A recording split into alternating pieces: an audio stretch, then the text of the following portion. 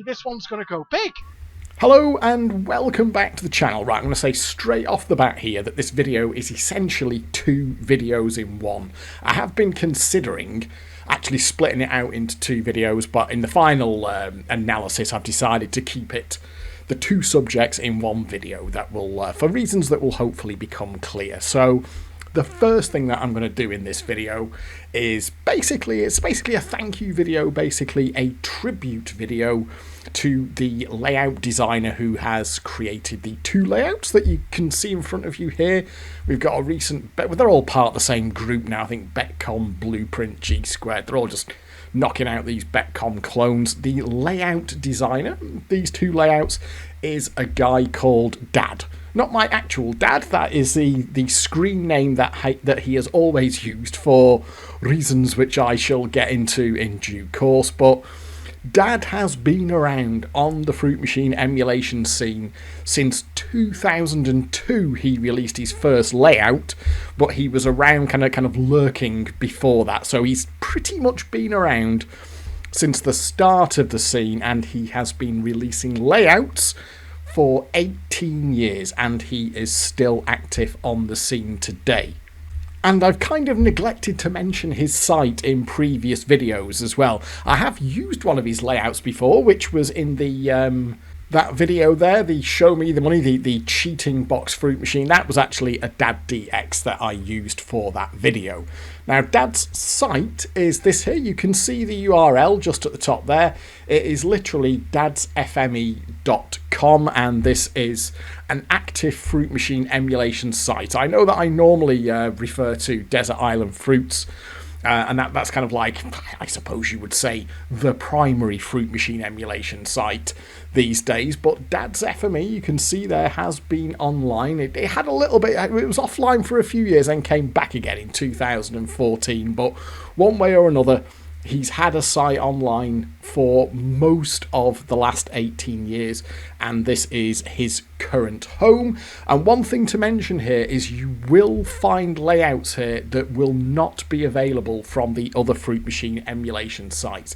Dad does occasionally post over at Desert Island Fruits just to say that he's got some new stuff available, but you will need to come here to get it. And if you have a look in the release area here, you have a look down there, you are going to find machines. So he's actually done quite a few of these new Betcoms recently. Let's just have a look. Can we click on that? Is that going to go big? It isn't going. There we are. There it's going to go big. So yes, that's not quite new on that. So he has been doing some of these new Betcoms recently. But you certainly, anything that is started by Dad here will only be available. We've got Nitro, DX, Red Gaming there. So just so that you're aware, there are things here that you will not find elsewhere. So if you want Dad's releases, you will need to be a member at Dad's FME here. And this guy has done a lot of layouts over the years. So let's just have a quick look down this page here. You can see here, now this is not all of them. You see there, he does note at the top here that this is up to around 6 or 7 years ago, but let's just have a quick scroll down. If you've been around on Fruit Machine emulation for a few years, you will reckon there's a lot of layouts that I remember being released in here, and there's a real kind of history of the scene in here, because some of these are going back quite some way. You will note in there that there's also a lot of low-techs. Dad himself, we exchanged a few private messages back and forth prior to me making this video, and he says that he actually prefers low-techs. He's more of a low-tech player. He's not a big fan of high-techs, but there are plenty of high-techs in there, but you can see there are also many low-tech. Oh God, I remember some of these early ones. Jackpot Gems, that Lucky Las Vegas here. These are some of his earlier layouts, but you've got stuff here going all the way back to 2000. That's a really early one there. Everyone's a winner. Let's just have a little look down. So if you count all of those up, by the way, if you add them all together, there are over 150 layouts on that page alone, and that is excluding his more recent stuff. So the guy must have done north of 200 layouts over the last 18 years. So he has been a very prodigious layout designer. And to give you an idea, that is a search in my sort of top level Fruit Machine emulation folder for the word POOK. Now, the reason that you can see all these POOK DXs in here, and I have previously made a video about POOK, a kind of tribute video to POOK, who's another very long-standing Fruit Machine emulation layout designer. The reason that I've got these POOK ones here is back in the day, the quality of DXs was variable, and that's not an insult or a criticism to anyone who released layouts DXs back in those early days, but it's fair to say that some were better than others, and the mark of a quality DX, if there was a POOK DX for a machine, I would kind of indicate that with the word POOK in the folder, so I knew when I was looking in that folder, that one's a POOK DX, it's gonna be good. And the only other single layout designer that I ever bothered to do that for, or with rather, was Dad. You can see there in my Fruit Machine emulation collection, some of these are going right back to the early days. The FME V2, that's an old foot. New, those folders are some of my original Fruit Machine emulation folders. You see there, for example, Lucky Las Vegas, that's one that I just picked out on this page here. You see there, Lucky Las Vegas, indicating that it is a Dad DX, because basically a Dad DX was a mark of quality, and I kind of put him up there in that top tier along with POOK. If you were playing a Dad DX, you knew it was going to be a good one. Like I say, it's not really relevant these days. We're so spoiled these days in that there aren't really any ropey DXs. Everything is of such a high quality these days, but back in those early days of FME, you know, in the early 2000s, like I said, I think it is fair to say that DXs were of a variable quality. Sometimes the art, you know, the base artwork simply wasn't up to the job, and it wasn't that unusual in those early days. You know, a DX would be released and you kind of download it and have a play of it. And I remember on quite a few occasions I actually went back to the classic because the DX just wasn't really playable. So Dad and POOK used to get their own folders because it was like I say, it was the mark of a quality DX, and you knew it was going to be playable. And just for example, if we actually have a look, see there, Lucky Las Vegas date, Lucky Las Vegas DX there, the last modified date is back in November 2003. So that will be one of Dad's earlier layouts, but he was releasing from 2002 onwards. So that's the first main thing that I want to do in this video, is basically just say thank you to Dad for all the enjoyment and entertainment that his layouts have given me over the years. I must have spent hundreds and hundreds of hours playing layouts that were made by Dad over the years. You saw that massive great list there. We'll just scroll down there one more time. You can also see, by the way, that he has produced layouts for other emulators. There was, when we were kind of in the FME wilderness, when it didn't look like there was going to be another release of MFME, there was an emulator called Amber by a chap called Guitar, which actually got up and running. You can see there that there were layouts produced for it. Dad produced layouts for Amber. He also, obviously, the vast majority of these are for MFME. We will also have down here some BF emulator layouts as well. Now, I have made a video about BF emulator already. That is on the channel. I'll put a link to it in the video description, and I'll also just throw something up on the screen now. And I'm sure I saw one for BF. There we are. So there's a couple of layouts, certainly 3 layouts there, certainly for BF emulator. Another one there. Another one there. Again, oh God, I mean, these are all going back. I mean, obviously, BF emulator, that's going back to the early days as well. And that was it was a great emulator, but it was a difficult emulator to make layouts for. Anyone who could manage to make a layout in BF emulator, you have to doff your cap to. And also one final emulator down here as well, which is JPM. This was the emulator that for Impact. It was purely for the Impact technology. That is, I do need to get a video done for JPM. That is very much on the list. That was an emulator. It only did the Impact technology at a time when it was not emulated by MFME, or MPU34 as it was still known back then, and that gave us, in the main, it was JPM and ACE machines. So Dad has, one way or another, he has released, I think he's one of the very few people, if not the only person, who has actually released layouts for every single Fruit Machine emulator that has ever existed. So just as a reminder, that's where you need to go. It's dadsfme.com. It's a whole separate thing to Desert Island Fruits. Now, I will be honest with you, I'm not active over at this site. Not that there's anything wrong with it or anything like that. I just don't really spend that much time on forums these days. The days when I could literally spend an entire weekend arguing with people on fruit forums are long gone now, but it does seem to be a nice site. There's a decent crowd there. They've got their own little vibe going on there. You can see there's some off-topic forums where you can just chat about whatever you want. It does seem to be reasonably active over there as well. So there's two things going on. First off, if you want Dad's layout releases, you will need to be a member over here because they're not available anywhere else. But you've also got another community going on there with some different faces than you'll see over at Desert Island Fruits. There is a little bit of antipathy between people in the past. This is part of, there was some, God, if you were around in the early days, you'll remember there were new forums popping up every 5 minutes.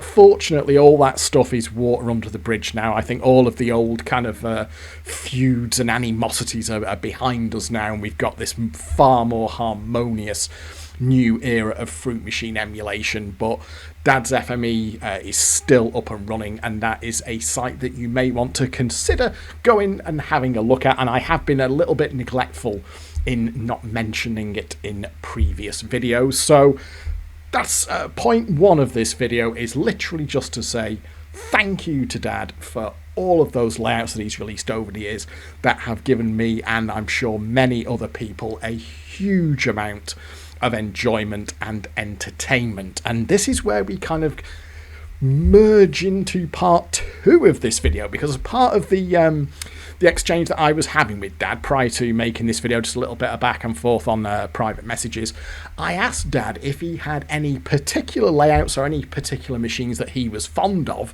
and we would have a look at it in the video here. And he, well, I was kind of expecting, I didn't really think it through, I was kind of expecting something on this list, and it would be some machine that I remember, some layout that I remember playing back in the day, some old MPU4 or something like that.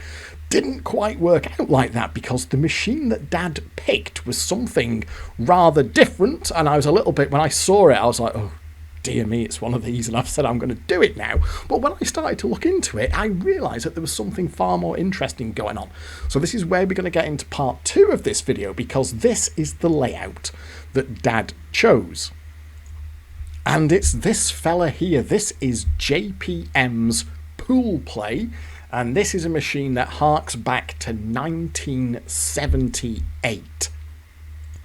And you know what I think about these really old machines. It's because I've got no connection with them. It's like anything kind of MPU3 and earlier, because that's completely before my time of playing fruit machines. I have no real connection with them. So when I had a look at when Dad said, oh yeah, it's this one, it's Pool Play by JPM, had a look at it, I thought, oh my God almighty, what am I going to say about this? However, it's going to lead us down the interesting second point of this video, or the second aspect of this video, which is to talk about electromechanical machines, because Pool Play here is so old, it doesn't actually have a processor in it. It doesn't have, if you want, in the simplest possible terms, there is no computer inside of Pool Play. And the more I've been aware that electromechanical machines have been implemented in these newer versions of the emulator, and that there was all kinds of clever jiggery-pokery going on from both an emulator perspective and the layout creation perspective. But I hadn't quite realised just how involved they were until I started doing the sort of research aspect of this video. So what we're going to kind of move into now is a discussion of what electromechanical machines are, what makes them tick, and how you can actually have a fruit machine. Here you can see we've got reels, we've got our buttons, we've got holds, we've got nudges, and obviously it has to stick to a percentage. How the hell do you do that when you have got no ROMs, you've got no program in this thing, you've got no code, you've got no processor, you've got no brain effectively controlling this? So what we're going to do now is get into the subject of electromechanical machines and how they worked back in the day, how these things worked for real, and how they are now recreated in the emulator. And this is where the link to Dad comes in, and this is why I've decided to put these two things together. So the layout was originally released, and we really do need to give credit here to Dano. Dano released the classic back in December of last year. You can see there, Pool Play. This was released as a classic layout, and I will get into this because there is a huge amount of work that goes into getting these electromechanical machines working again. And it turns out that this was Dad's most wanted machine ever. This is the one that he had really wanted to play and had kind of thought it was never going to happen. You can see there Dad is saying, I never ever expected this to be emulated, so massive thanks must also go to Wizard for making this possible. For me, it's one of JPM's finest machines. So we'll give due credit here to Dano, because Dad himself cheerfully admits that he would not be able to do the kind of technical stuff that's required to get these electromechanicals working in the emulator. So obviously we've got Wizard who made it possible, and Dano who put the spade work in actually getting the thing up and running. But from that, for using that classic as a base, and this is something that happens all the time in fruit machine emulation, it has done over the years, that you can take the classic layout and then use that as the base for a DX. It's a really nice kind of collaborative aspect of the scene, and many classic layout creators who for whatever reason don't produce DXs or don't maybe have the artistic skill necessary to produce DXs often say, please feel free to use this as the base of a DX. So that is what Dad has done here. He has then taken that classic by Dano and turned it into a DX, which is of course the same DX that you can see running here. And you can see how much this machine means to Dad. He's created a whole thread about it here. I'm not going to do that. I know some YouTubers do this now where they read out like an entire screen full of text.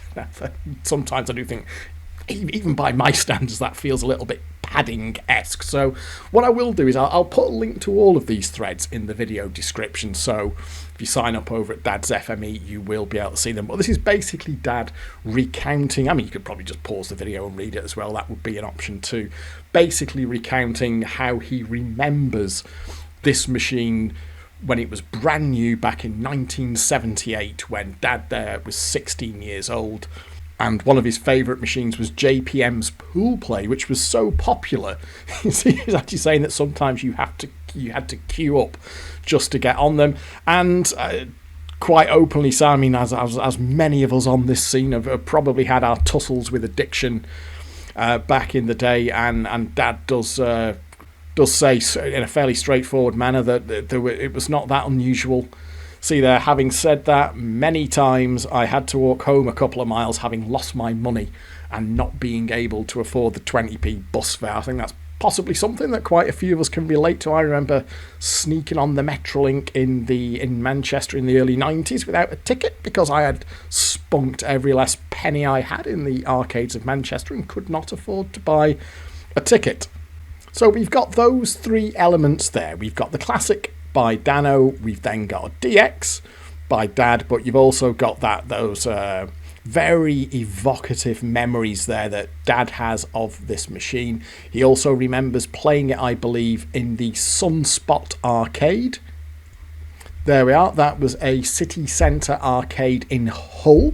I can't quite work out, I'm trying to look through the sort of, you can see there what era that picture comes from. I haven't got an actual year for that picture, but looking from the style of the machines that you can see there, it does look like maybe it's from the 80s, but Dad remembers playing Pool Play in that arcade in Hull City Centre in 1979. And, as previously mentioned, Pool Play was an electromechanical machine, doesn't have a processor, doesn't have ROM chips, doesn't have any code. This is the release thread for it over at Desert Island Fruits, and we've got a really interesting flyer here. This is the original flyer release for Pool Play, but you can see there in that picture it's called 8-Ball. And here we have, this is the really fascinating one, because this is a crossover machine.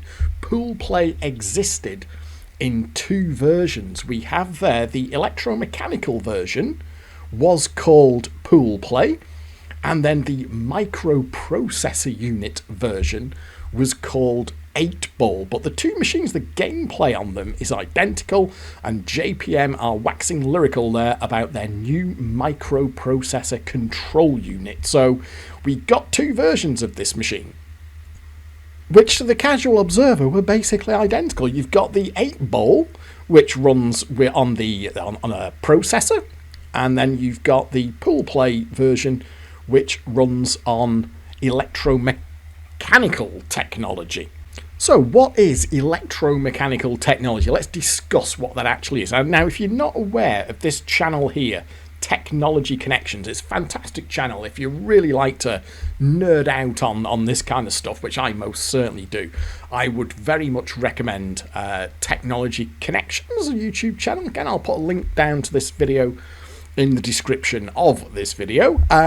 What he's discussing here, you can see there, the computer-free automation of a jukebox. Now, we can pull several different things together here. So like fruit machines, another obvious one would be pinballs and things like jukeboxes here. These things all existed in the sort of 1960s and the 1970s before microprocessor control became a thing. It's easy to forget that because we've kind of grown up with computer technology all around us, it's easy to forget that there was a time when all this stuff existed in a pre-CPU era, and somehow we had fruit machines that could, you see there, this thing here, JPM's Pool Play, that runs as a fruit machine. It's got the things that we recognise, a fairly basic fruit machine, but the stuff that we recognise, reels, holds, nudges, start button, even like a nudge feature, and yet it does that without any computer control.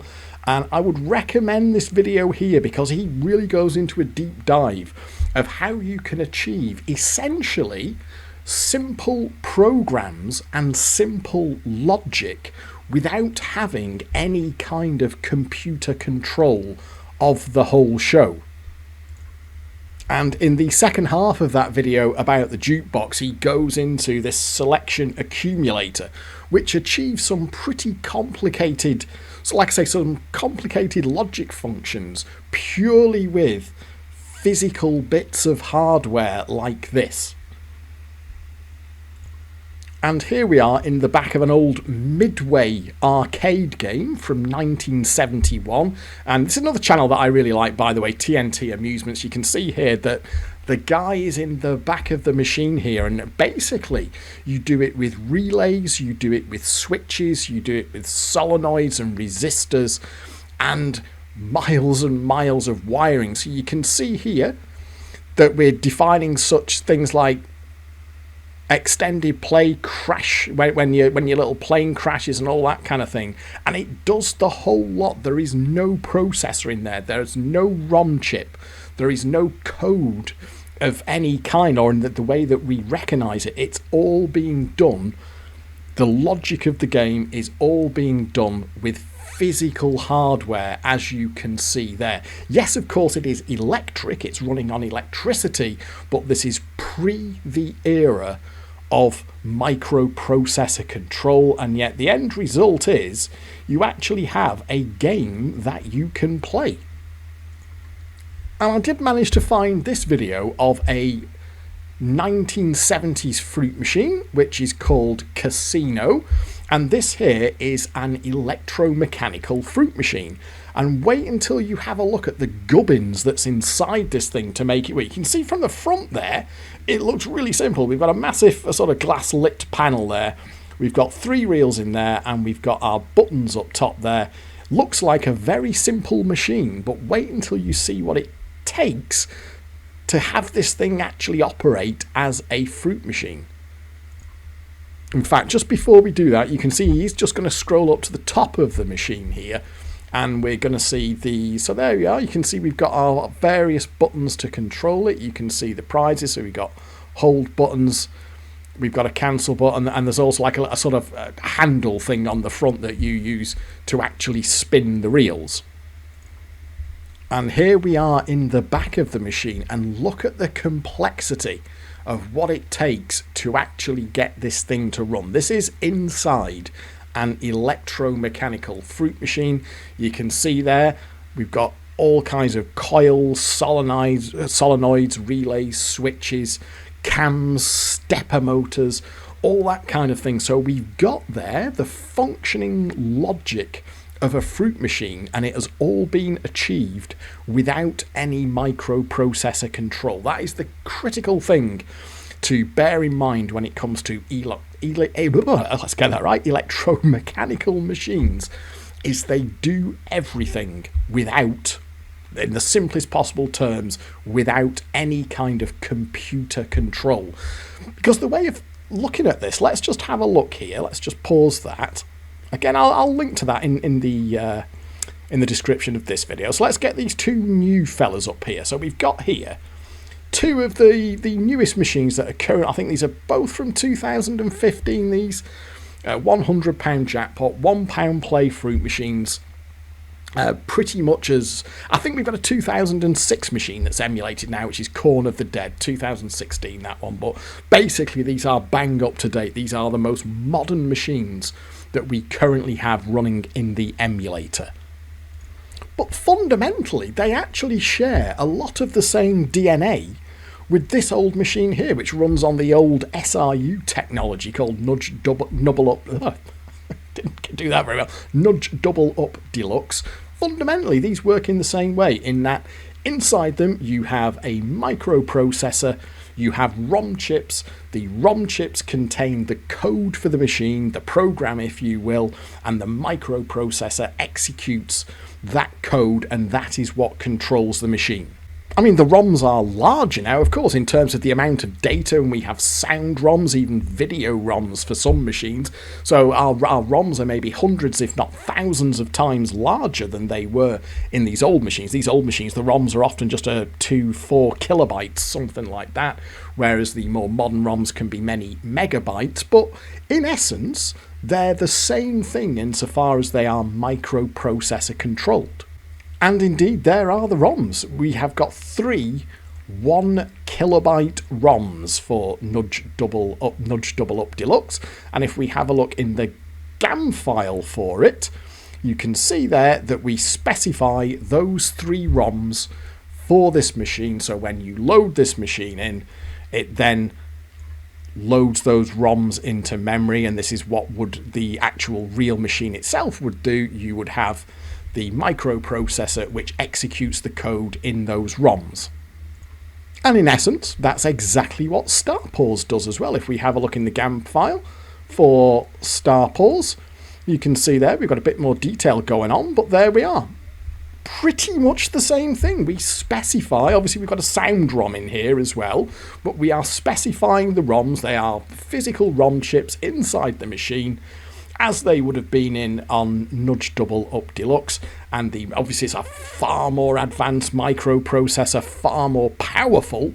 You know, there'll be some 35 years or so between these 2 machines here, but on a fundamental basis they work in the same way, in that we have microprocessors running the code in those ROMs.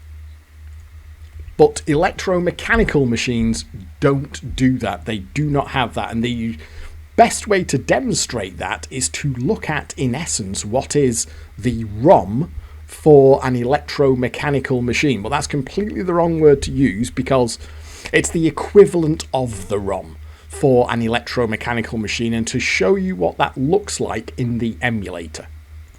So here is the GAM file for pool play, and Wizard has kept the same line there, ROM, but there's a clue in the actual inverted commas ROM itself, in that it is a text file, and this is what it actually looks like. You can see there that that is not a sort of program ROM, that is a description. In essence, that is a text description of what is inside an electromechanical machine. So where does all that come from? How do you get what we can see there? Because I think we all understand the concept of emulation, in that we are running the same code that was on those. You're basically loading in the code that was on those ROM chips. So where do you get that from to actually recreate the logic that is inside one of these old machines? And basically, it comes from these fellas here, which are the schematics. And this is the original schematic for pool play itself. Now, if I zoom in a little bit, I think we've got a date down here. Yep, you can see there. See down there at the bottom right-hand corner, this is a hand-drawn schematic, and look at the date on that.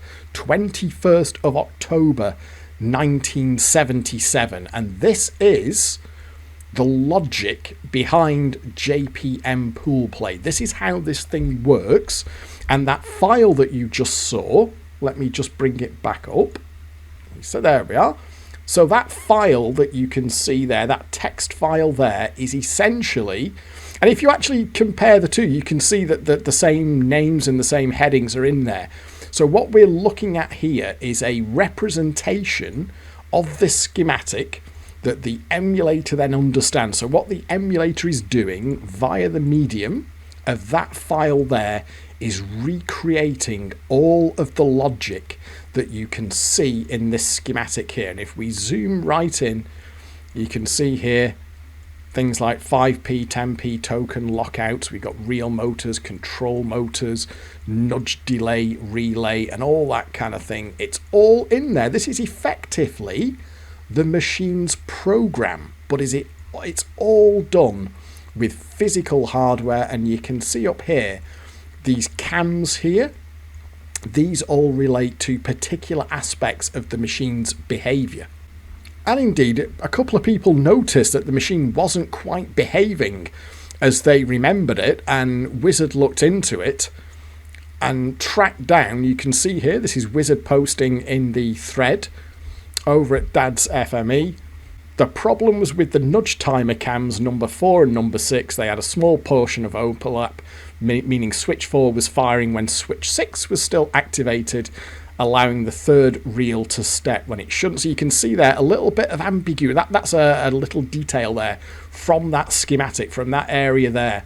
So any kind of inaccuracy or ambiguity or any aspect of this schematic which isn't recreated perfectly in that file that you can see there, or any kind of, I think Wizard has indeed ironed out some bugs in the emulation of this, but the end result is that you can actually translate. This is the other thing, by the way, you need the schematic to get these, because there are no ROM chips. That's the thing, that there are no ROM chips for these old electromechanicals. So your only way of getting them up and running is you need to be able to get hold of the original schematic, and that schematic also needs to be correct. There have been a couple of schematics that have had a couple of errors on them, but basically that is, like I said, I'm doing air quotes here, that is your ROM, as it were, for pool play. And every single electromechanical machine that is emulated, you need this schematic. And you can see there, this one here is going back, that date down at the bottom right hand corner there is going back to 1977, and this is from, well, it's not the pre-ROM era, this is the crossover era. This is when you could get, and this machine existed in two forms, you could have the electromechanical version, or you could have the microprocessor controlled version. And the same principle applies, by the way, to pinballs, because pinballs, of course, were hugely popular in the sort of 50s, the 60s and 70s, and right through that era. there was no microprocessor control, the same as fruit machines. It was at the late 70s when pinballs moved over from electromechanical technology to microprocessor technology. You can see here very similar. You will recognise a lot of the same kind of characteristics. You've got switches, you've got relays, you've got solenoids, cams, stepper motors, all that kind of thing to build in the game logic. So your scoreboard here on the back box of the pinball is entirely mechanical. It's all done without any microprocessor control. And just another view there, it's recognisably a pinball in the same way that the electromechanical fruit machines look like fruit machines as we know them today. The same is true of electromechanical pinballs, and you can see there all the, we've got the flippers, we've got the poppers, we've got the drop targets, so scoring logic, all that kind of thing, which is all done without that microprocessor control. Pinballs went to microprocessor control, I think the first one was 1976, and then from 1977, 1978, that was it then. The era of the electromechanical had passed. And here we are with another electromechanical fruit machine, 5p play, £1 jackpot. And again, when the guy goes into the back of this thing, you can see there, all done with physical technology. There's no CPU in there, and there are no ROMs. They really are marvels of engineering. If you look into how these things were designed and how they managed to build game logic into these things, and the three things tie together. That jukebox there, which effectively ran a very simple program. Fruit machines here, which can present the kind of things that we're used to, holds and nudges, and being able to keep to a percentage. And the pinballs as well, all doing it without microprocessor control. And can you imagine, this was for every single machine had to be built like this, and there's obviously going to be a huge amount of physical human work here. This is not going to be automated by any stretch of imagination. Can you imagine the amount of work that had to go to get this thing designed and then to build them just for a fruit machine to sit in a pub? They're quite remarkable, I think. If you look into them, like I say, I'll put these links in the video description if you want to watch them, because I find the fact that these things existed at all quite fascinating. And as per Pool Play and 8-Ball, you can see there that the company's JPM here, they're really being very conservative in that effectively with their shiny new microprocessor units, they are basically just making exactly the same game as is possible on the electromechanical technology. The only actual difference between the two is that 8-Ball has sound effects. That's the thing with electromechanicals, is that they have, because there's no sort of computer hardware in there, they have no way of generating any sound. So on the microprocessor version, we have sound effects. Bleep tone sound effects occur within the addition and subtraction of credit, and also when the nudge is operating. A further multi-tone sound effect occurs when a £1 win appears on a feature win. But other than that, they are the same game. If you read the actual description of the game, they are identical. And you also saw this, by the way, in pinball, in that the early microprocessor controlled pinballs generally aped pretty closely what had previously done with the electromechanicals. One of the starkest examples of that was that to generate sound on a pinball, an electromechanical pinball, you had to have, what was very common was they would have bells inside them. The only way you could get sound out of an electromechanical was literally just putting physical things that whacked other things, and bells were very common in electromechanical pinballs.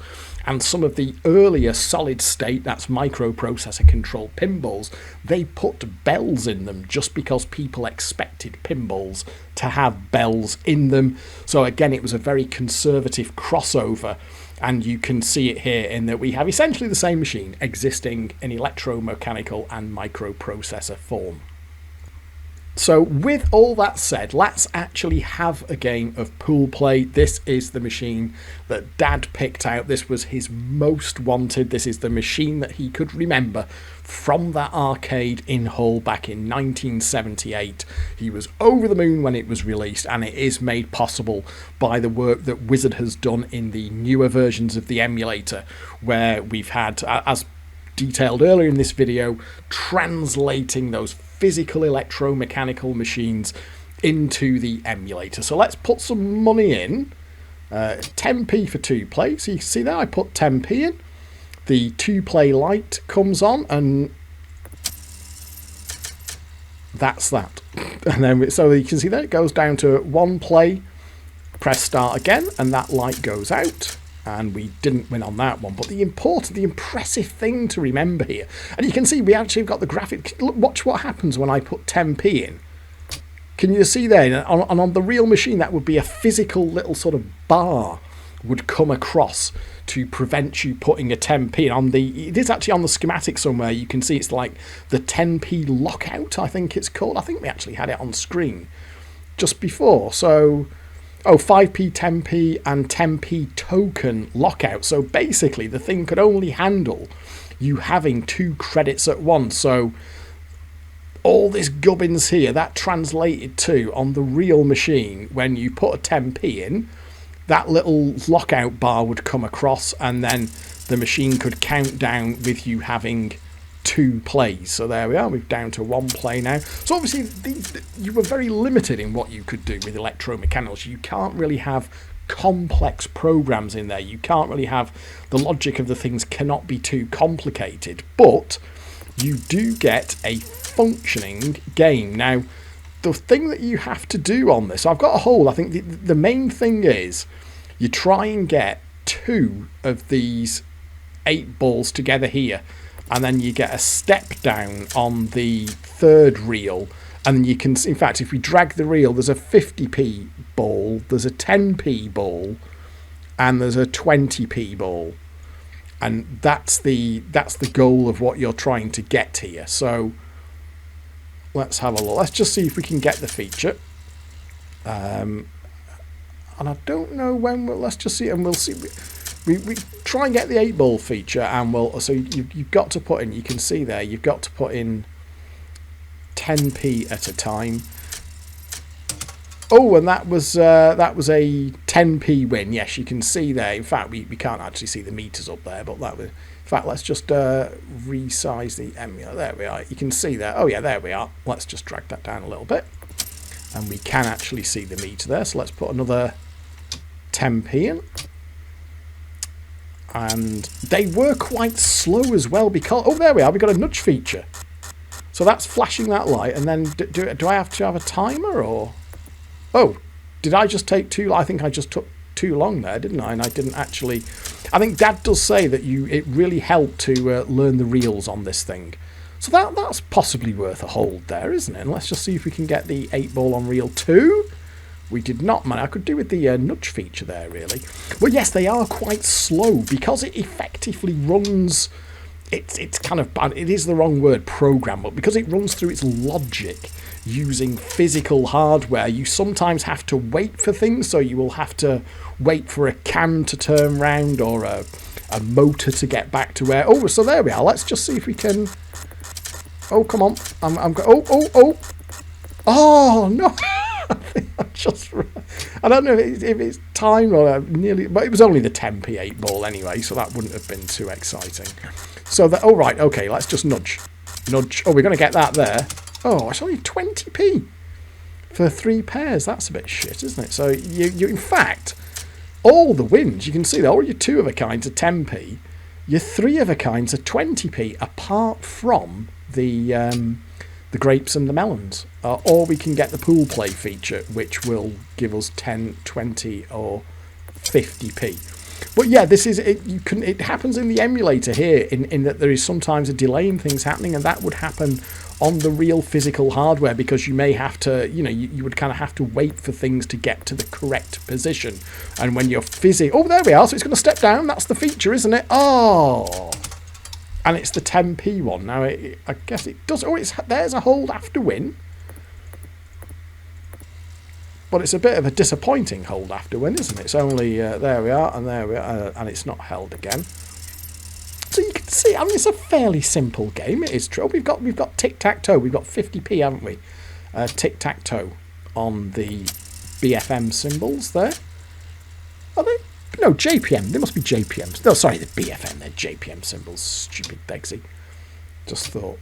So yeah, and it's 10p at a time. You can only play it 10p at a time. Because obviously there's no memory in this thing. It can't store credits or banks or anything like that. So it is purely what they can do with that physical hardware in there, which is why you are limited to this strict 2 credit cycle. Or if you put a 5p in, obviously we'll get. Let's just. Oh, so there's a nudge. Oh, can we get melons?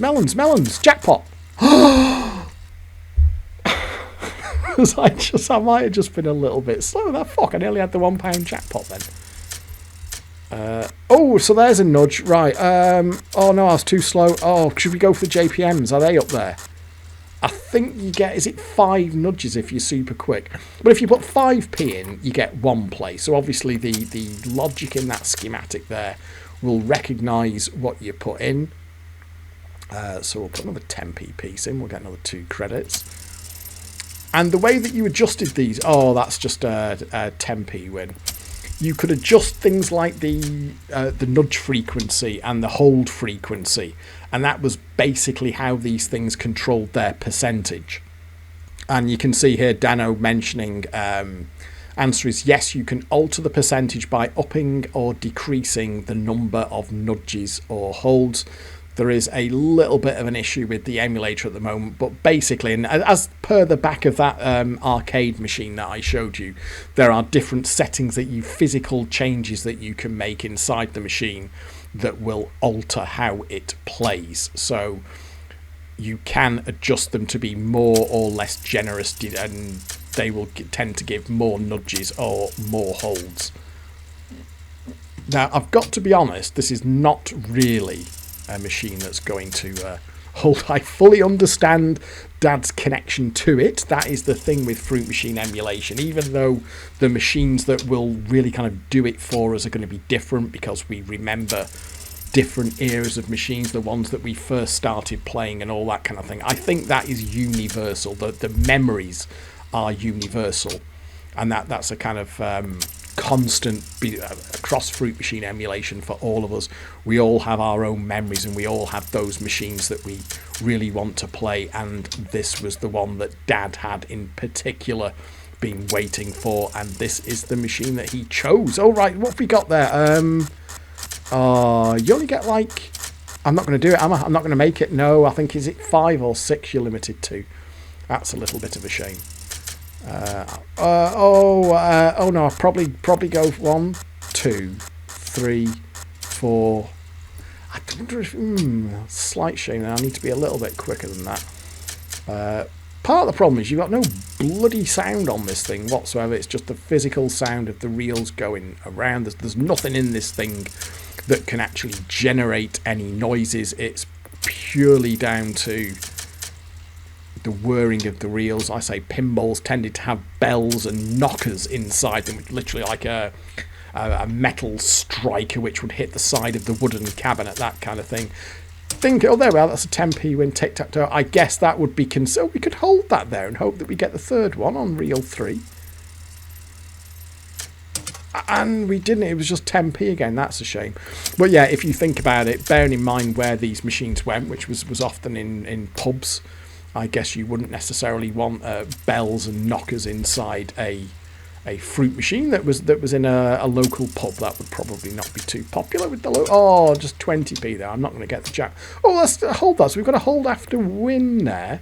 So if we can get the melon or nudges after, I guess I don't know if it can do. Let's hold it again. I think there's only 1 melon on the whole reel, is there? Oh, it's gone past. No, okay, then let's just see if we can get lucky. No, it's not held again. So there we are. And then from pool play. So Dad really has covered the whole gamut there. We've got a machine from 1978. which is now emulated, and he has done a DX4, and we've got 2 machines here from the year 2015. So he's kind of covered the whole from the pre-ROM, the pre-microprocessor era, from the electromechanical days right the way through to some of the most recent Scorpion 5 machines that are emulated. So there you go. I think that will do for this one. I hope it's worked okay, because there are very much 2 different videos in there. But once Dad nominated Pool Play, and I kind of got, once I'd read that thread there, that post of his reminiscing about the machine, and started to look a little bit more into electromechanical fruit machines. It was a concept that I was familiar with, because of course I was very much into pinballs, and I've previously owned pinballs, or I've never owned an electromechanical, so the concept I was fairly familiar with. And once I started looking into it, I thought, let's just try and weave in something about electromechanical machines as well, and to explain that fundamental difference that So you can have a machine from sort of 1979, 1980 microprocessor controlled with ROMs that will take us all the way up to these 2 that you can see in front of us here conceptually. But then prior to that, you have these electromechanicals, and hopefully I've explained in this video how they managed to get things like fruit machines and pinballs and jukeboxes and everything from that era, from the 60s and sort of 70s up to the mid to late 70s, was where the transition happened to microprocessor control. But the ingenuity that went into these electromechanical machines is really quite eye-opening. And of course, it is thank you very much to Wizard for the emulator for FME, which allows us to play all of these things into. We've literally got machines from 1978 and 2016. That's a huge expanse of time now that is covered by this one emulator. And I will just sign off by saying, of course, thank you once more as well to Dad for 18 years of layout creation. I will be absolutely honest with you folks. I'm glad that Pool Play exists. I'm glad that Dad's had the chance to play it again, and I know that there are people who really love these electromechanicals, and it's great that they are available in the emulator. I've got to be quite honest though, I will be playing more of these than I will of Pool Play, but it is fantastic that they all exist and that they can all be played. So thank you very much for watching. I hope you have enjoyed this video, and I will catch up with you next time. But for now, as ever, it is goodbye.